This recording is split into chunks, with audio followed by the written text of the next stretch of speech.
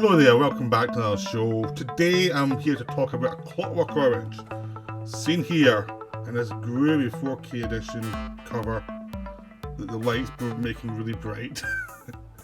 So there's not much orange in this cover, there's a little bit, but not much. You think it'd be a bit more orange in a film called A Clockwork Orange, but no, there's not. But it's a very nice transfer, the 4K is worth getting. I've always felt, because Kubrick shot this in lower stock, because he wanted that kind of gritty feel to it compared to 2001 and Dr. Strangelove. The actual transfers in the past have felt a bit not great. They felt okay, but not as, because of the way it was shot, it feels like it never quite got the restoration it really needed until now. In 4K you actually get so much of the quality. You get the kind of graininess that Kubrick was after, but you also get the detail a little bit more. So technology's kind of caught up with, I think, the ambitions of this film, which is very nice. So you actually get to see it probably the way it was really meant to be. So it's meant to be a film that is ugly but beautiful at the same time. It's that kind of weird attraction, repulsion that the film has towards the violence and towards its characters and the situation, the politics. This thing floats under the surface of the situation. It's not just one thing. It's a duality to it, which I think that the visually is meant to look that way. But a lot of the time, just because of how it was shot, it grades towards being kind of a bit uglier. And I think it actually makes some of the acting seem a bit over the top in that direction. So I think once it's been graded properly, actually, the film makes more sense. Now, Clockwork Orange, even though I'm a massive Kubrick fan, Clockwork Orange has always been the kind of bugbear one for me. It's the one that sticks out as the one I don't like as much as the others.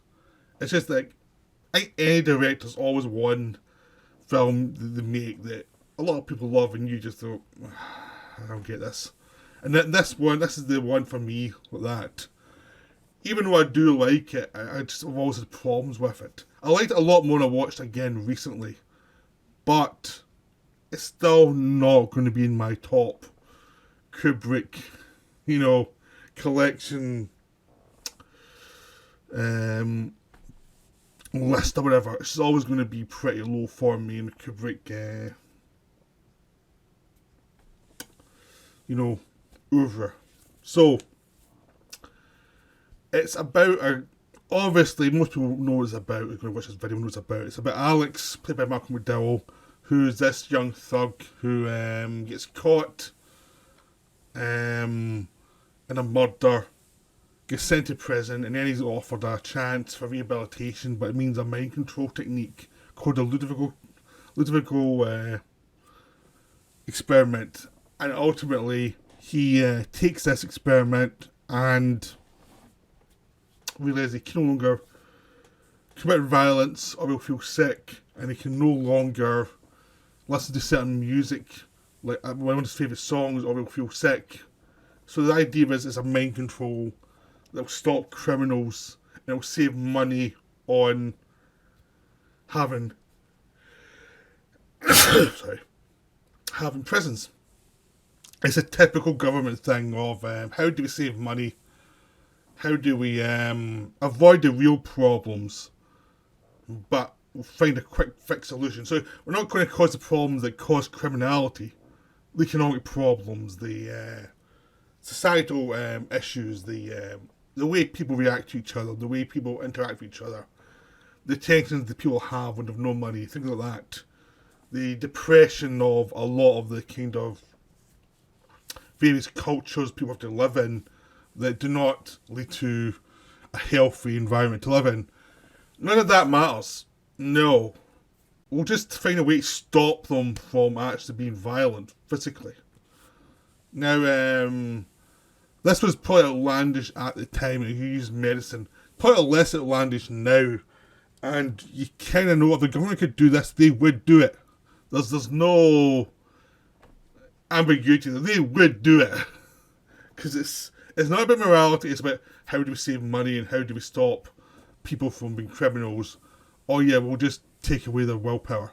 We'll take away their ability to be free in their expressions in any way. Instead of actually putting them in jail for crimes, we'll stop them from having the ability to commit crimes.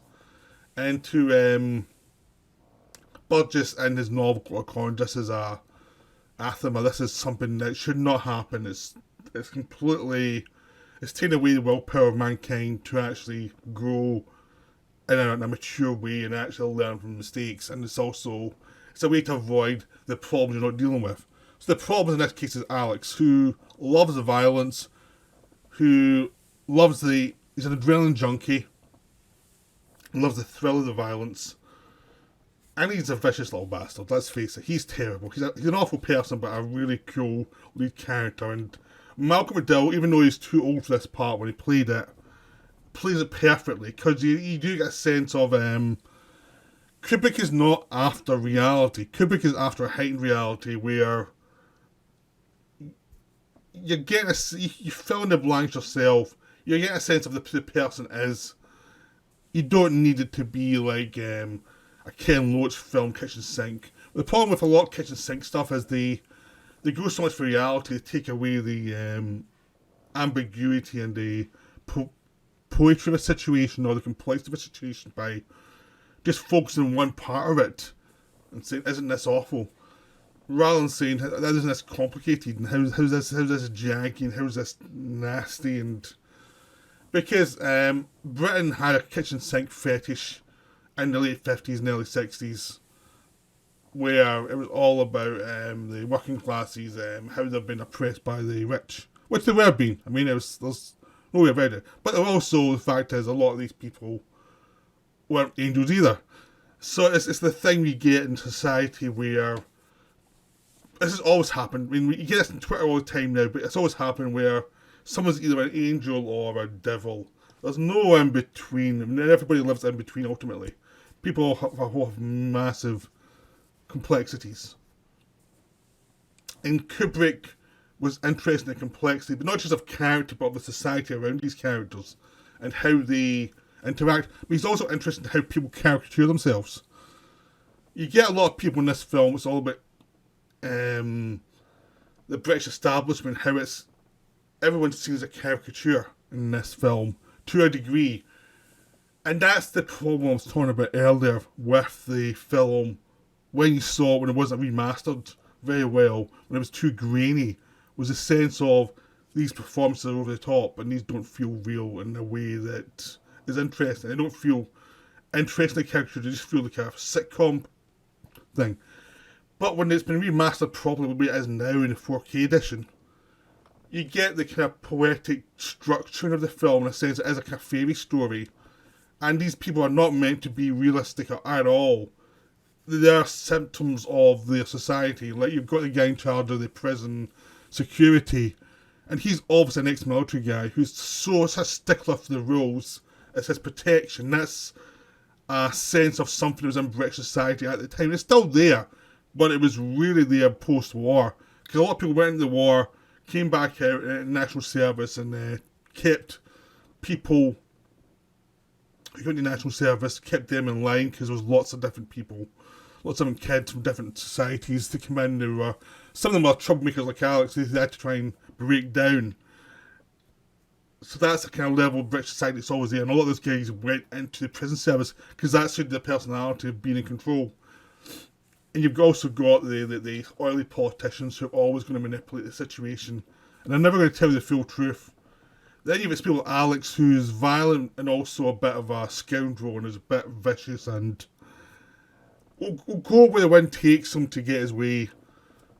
And you've got other ones, people who have like morals, like the chaplain who's trying to bring morality to the people in jail, and it's a total futile gesture. He's trying his best, but the best he can do is get people who are old or people are old who want to not go to hell in their minds. And there's also people like Alex who's given the system to try and look good to get parole early.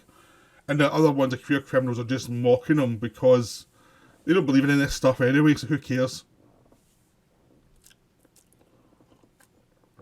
You've also the social worker guys in schools who are portrayed, the one that's portrayed as basically a vicious queen who's after Alex for his own methods, and he's probably doing this to a lot of people, and that's like a thing that's been floating around in the society for a long time that no one had the guts to talk about. I mean, the accident of Jimmy Savile's situation years ago was a big shock to people in a sense of how could this have happened. Now, everyone knew, like, those kind of people existed, just no one would do anything about them. It's the same way with priests. People knew that certain priests were dodgy, no one would do anything about them. It was socially unacceptable to try and do anything about them. Everyone knew. And that's what this film's about, is this kind of stuff in society that's just floating there. It's the manipulations. And it's, yes, a sickness in the society. Alex, it makes people like Alex and the young who see this society, who are the juvenile delinquents, who are into fights all the time, they see all this stuff. They're smart enough to see all this stuff, and, or even when the ones are dumb, they sense it. And it creates a sense of violence and anger in them, and a sense of, what can we do? Oh, we can go out and rape and pillage, because there's nothing else for in our lives anyway. And that's what went on in Britain for a long time. That's why there was all these like razor gangs and all these other gangs all around the place. But that's how crime starts, as people feel disenfranchised from society, because society is corrupt. And it's something that's not just a new thing, it's going on for centuries. And people come out of universities or school thinking, oh, I can change it, and then it's got to become part of the system. And this is a film where the system has been in place for a long time, and Alex is just coming out of into like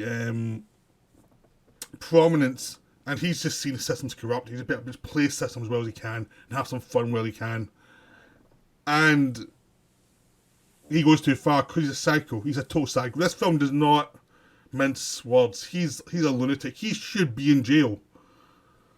But he's also a sweet tongue, because Malcolm McDowell, with all his charm, telling you how pitiful his situation is and how he's not that bad. He loves the snakes, he loves Beethoven, he's got his charms, he's got the things that he likes, but he is vicious. He would butcher you quite easily. You know, it's one of those things that he's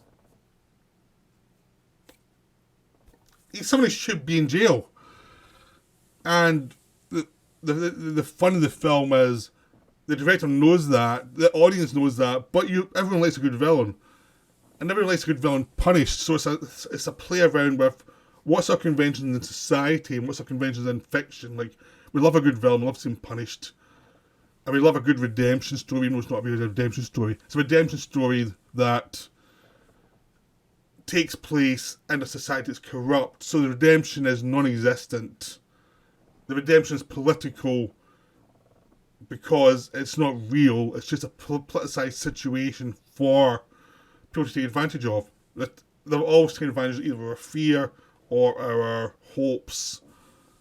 And people like the politician and Alex will take advantage of that any time.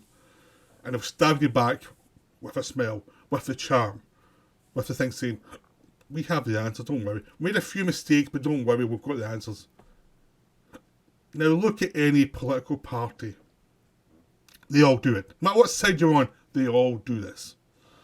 You know, it's all about law and order. How do we sort all this stuff out? It's the law and order thing suggests more Tory than Labour, but Labour will do that as well when they need to. And law and order is always a farce, because law and order really relies on you having a stable economy and people actually doing well to cut down on that kind of stuff. Really. And it's always going to happen. There's going to be corrupt people. There's always going to be bad people. You can't get rid of them. The government wants this cheap scheme of this cure. Or they can be sick in their heads, but they can't be sick to us. So they'll just be trapped in their own little hell, basically. That's their cure for it. Not actually try and find ways to make life better. No, it's actually about how to try and find ways to make the problem go away.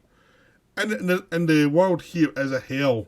I mean, it's a hell where all the middle classes are trying their best to ignore their children out of control.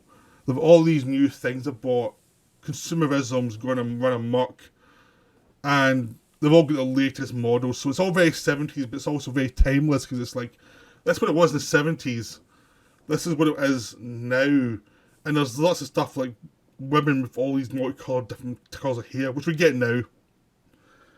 You've got all these people dressed up in their own little tribal styles, which you get now.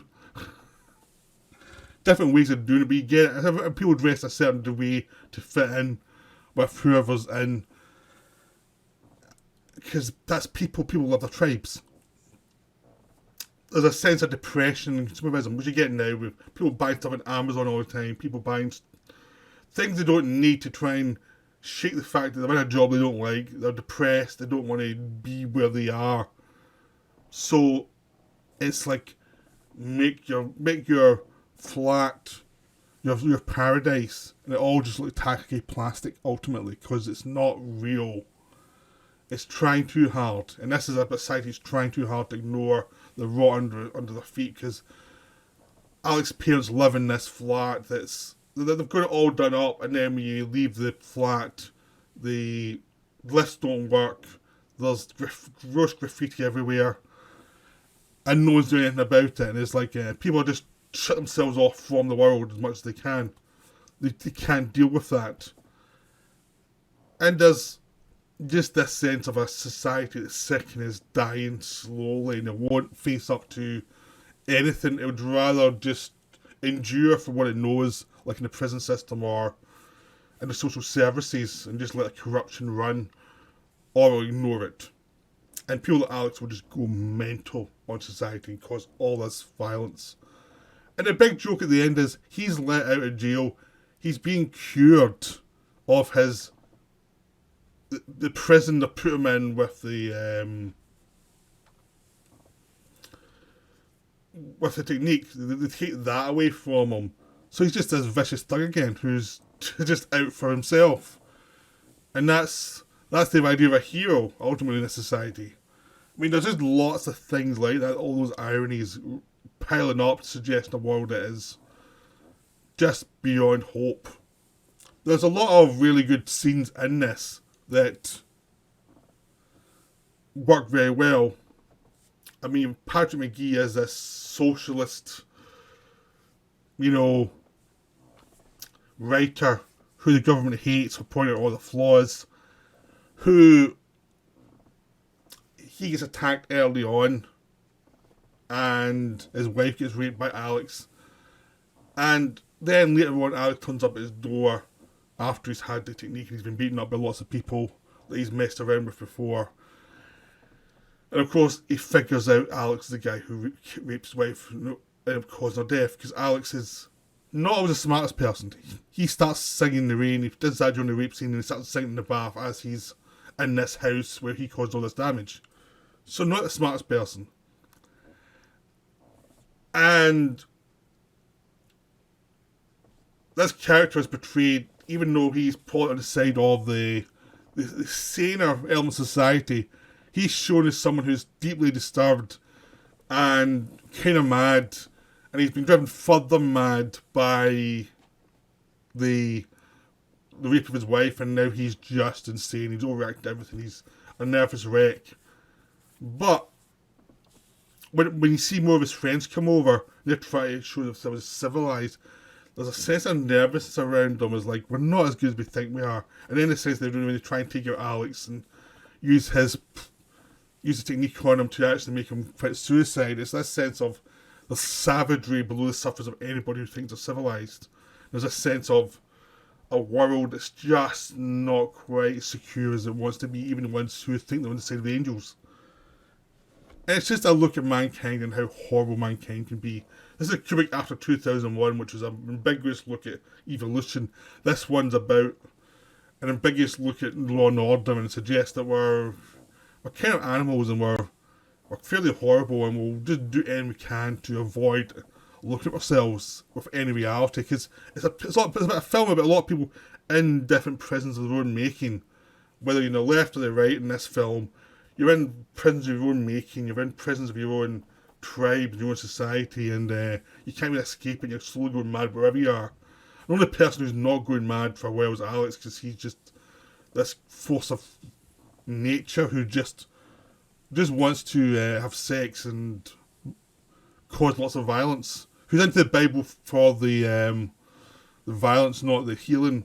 He's just this force of nature, and then he ends up getting corrupted by this technique. But we're left in an ambiguous note. He's back to where he was at the start. He's got some fame, but it's just like a sickening feeling ultimately, because it's like, yep, he's one of them now. So he's not even out this prison. He's into this new prison of being a government stooge. It's just like, you can sense that in a year or two he'll just be as depressed as anyone else in a different way. There's no escape from this. It's like you find your prison and you fit in it. So that's A Clockwork Orange. I hope you enjoyed my talk about it. There's various other interpretations of things I haven't gone into. This was just what I got from it, from me watching. So that's me for now. I'll see you later.